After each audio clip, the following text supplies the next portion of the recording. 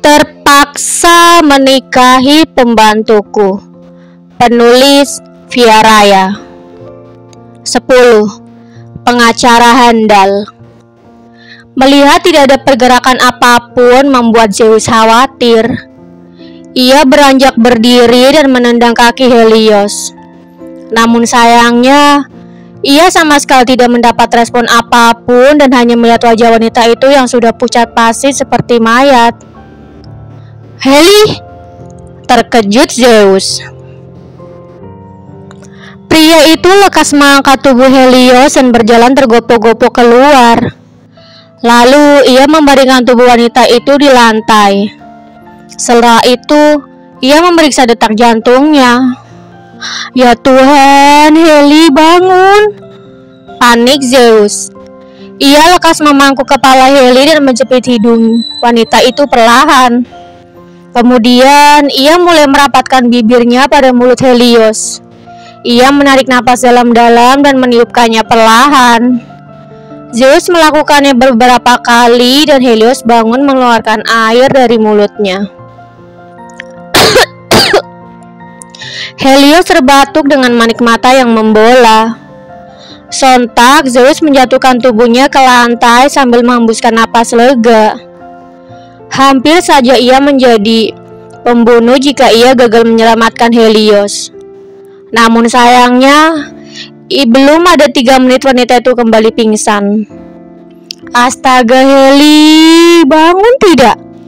ujar Zeus frustasi mendapati Helios berbaring di atas tubuhnya. "Aku bilang bangun!"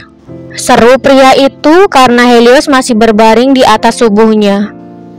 "Aku bilang bangun, pembantu murahan!" sentak Zeus sambil beranjak bangun. Berbarengan dengan Zeus yang beranjak bangun, terdengar suara benturan yang sangat keras. Ternyata kepala Helios terjatuh ke lantai karena ulah Zeus yang asal bangun tanpa tahu bahwa wanita itu benar-benar pingsan.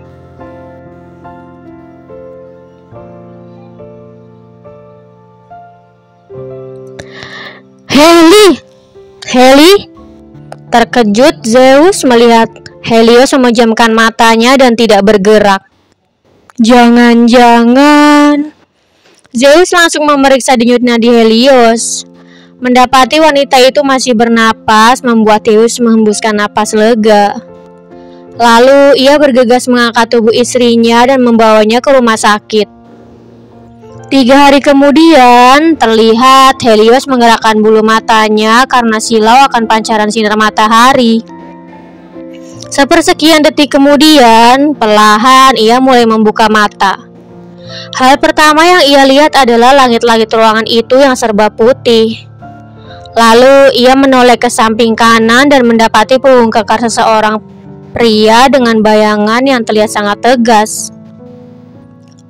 "Air! Tolong ambilkan aku air!" Lirih Helios terputus-putus. Sontak pria itu menoleh ke belakang dan bergerak mendekat. Perlahan bayangan yang ada di bawah pun bergerak mengikuti. Tubuh yang menjulang tinggi itu mulai menghalangi sinar matahari yang semula menyulitkan penglihatan Helios. Hingga pada akhirnya wanita itu bisa melihat dengan jelas bahwa sosok pria yang ia tatap sejak tadi adalah Zeus, suaminya. "Tuan?" Helios terlihat sangat terkejut mendapati suaminya adalah orang yang ia minta bantuan untuk mengambil air. "Maaf Tuan, saya tidak bermaksud. Saya akan ambil minum sendiri," lanjutnya mulai panik. Helios pun berusaha beranjak bangun, tetapi ia kesulitan. Tubuhnya terasa remuk dan kepalanya terasa sangat sakit. "Au!" pekiknya sambil menyentuh kepalanya. "Tidak perlu, biar aku saja." Zeus mengulurkan tangan dan meraih gelas air putih di meja samping ranjang Helios. Kemudian ia mengulurkan tangannya berusaha memberikan gelas air itu pada istrinya. "Terima kasih," kata Helios. Namun ketika ia hendak meraih gelas itu, Zeus justru menahannya dan memberi isyarat. "Buka mulutmu," seru pria itu.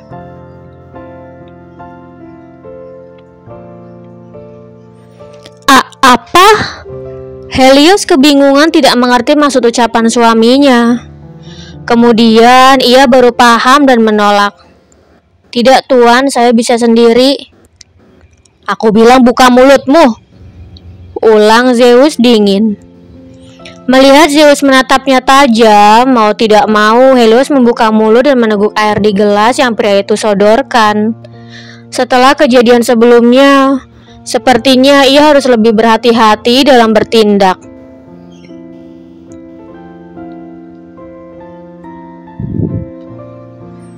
"Terima kasih," ujar Helios setelah selesai minum beberapa teguk. Zeus meletakkan kembali gelas minum itu pada tempatnya. "Kalau kau sudah sadar, aku akan pergi bekerja dulu.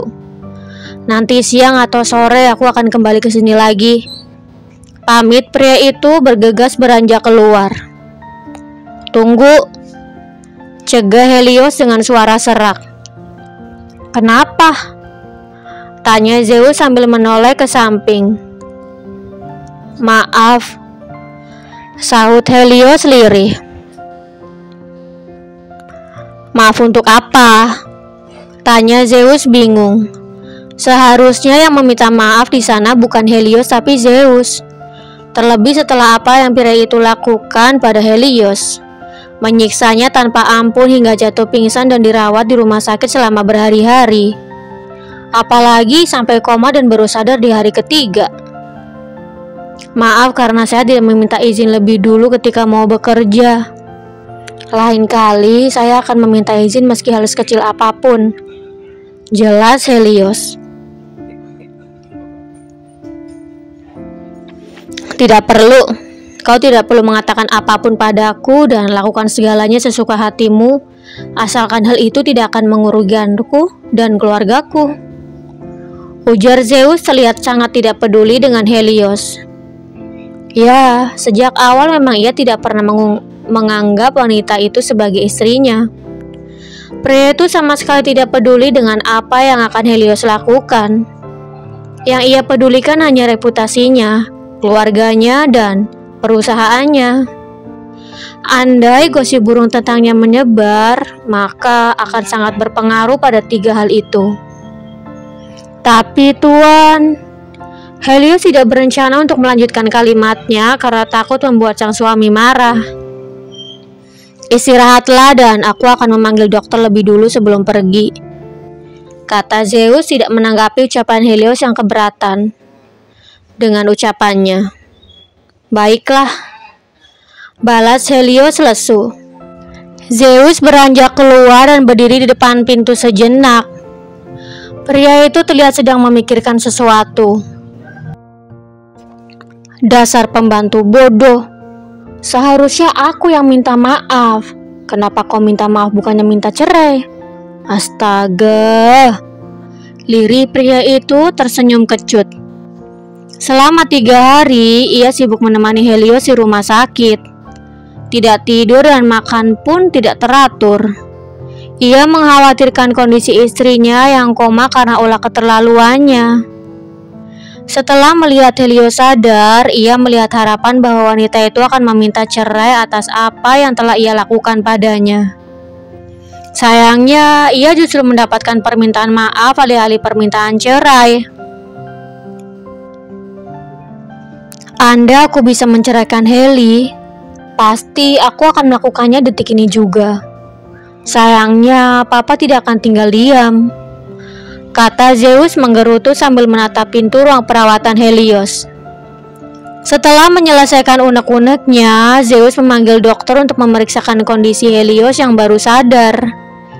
Kemudian ia langsung pergi ke kantor untuk mengurus pekerjaannya yang ia tinggalkan beberapa hari ini.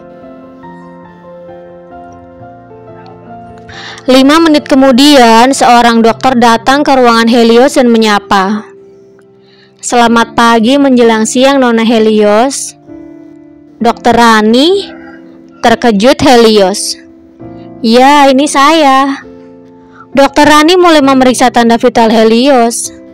Setelah memeriksa dan semuanya baik-baik saja, ia melanjutkan kata-katanya. Apa tadi itu suamimu? Iya, Dok, sahut Helios sambil mengedipkan matanya. Jujur, suamimu sangat tampan dan auranya sangat kuat. Hampir saja saya menjatuhkan hati saya padanya jika saya tidak tahu kalau dia suami kejammu, kata Dokter Rani sambil mengulas senyuman. Mendengar ucapan Dokter Rani, tidak tahu kenapa Helios merasa cemburu. Mungkinkah di luaran sana banyak wanita yang menyukai suaminya?